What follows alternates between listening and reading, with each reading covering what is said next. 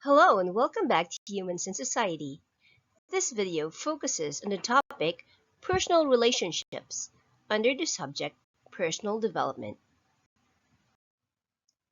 Personal relationships refer to the close connections between people formed by emotional bonds and interactions.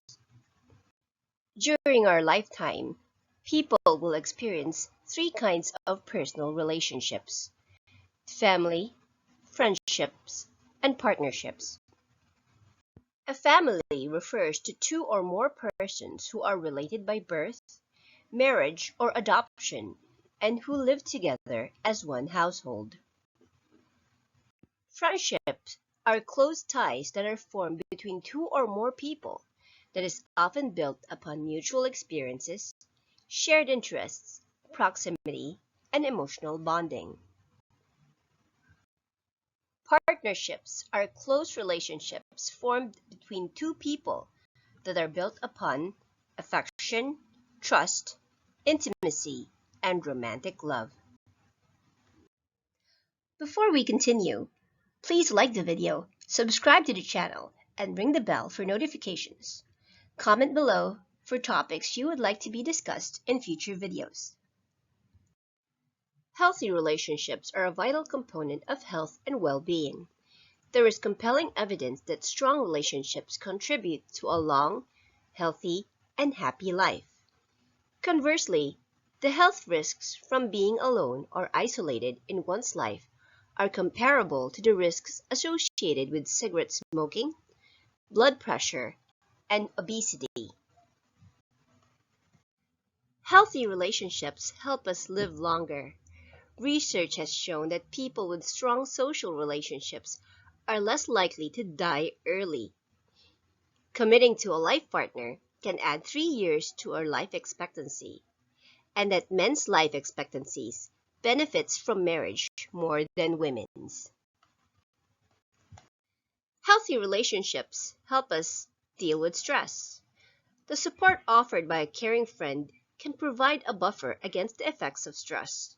Research has found that people who completed a stressful task experience faster recovery when they are reminded of people with whom they had strong relationships, and those who were reminded of stressful relationships experienced even more stress and higher blood pressure. Healthy relationships help us generally to be healthier. Students who reported having strong relationships were half as likely to catch a common cold when exposed to the virus. People who feel they have friends and family to count on are generally more satisfied with their personal health than people who feel isolated. And hanging out with healthy people increases your own likelihood of health because healthy habits spread through our social networks. Healthy relationships also make us feel richer. A survey by the National Bureau of Economic Research found that doubling your group of friends has the same effect on your well-being as a 50% increase in income. On the other hand, low social support is linked to a number of health consequences, such as the following. Depression. Loneliness has long been commonly associated with depression, and now research is backing this correlation up. A study of breast cancer patients found that those with fewer satisfying social connections experienced higher levels of depression, pain, and fatigue. Decreased immune function. The authors of the same study also found a correlation between loneliness and immune system dysregulation, meaning that a lack of social connections can increase your chances of becoming sick. Higher blood pressure. Researchers found that loneliness could predict higher blood pressure even years later, indicating that the effects of isolation have long-lasting consequences.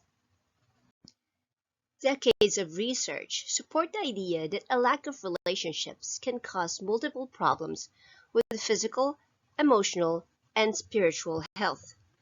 Isolation is fatal.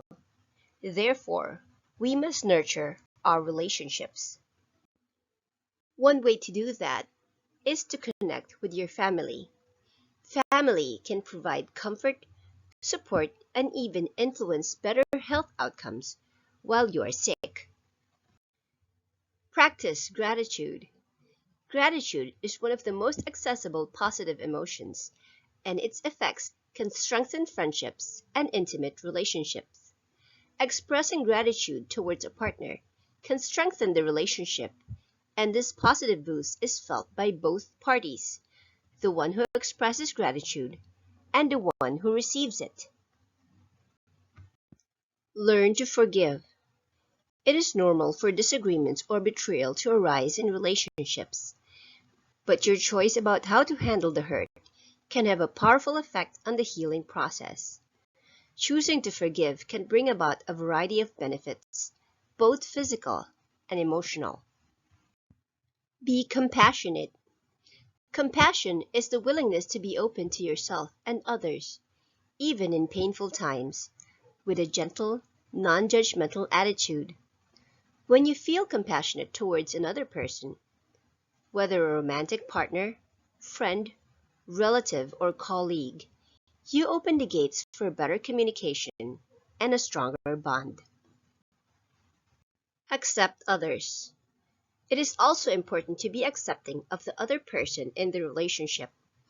Obviously, this does not apply in situations of abuse or unhealthy control, where you need foremost to protect yourself. But otherwise, try to understand where the person is coming from, other than judge them. As you do for yourself, have a realistic acceptance of the other's strengths and weaknesses, and remember that change occurs over time. Create rituals together. When busy schedules and the presence of online social media that offer the facade of real contact, it's very easy to drift from friends. In order to nurture the closeness and support of friendships, you have to make an effort to connect. People who deliberately make time for gatherings or trips enjoy stronger relationships and more positive energy. Spend the right amount of time together. People who spend 6 to 7 hours per day socializing tend to be the happiest. In contrast, those who have zero interactions or an exhausting overload of social time feel more stressed.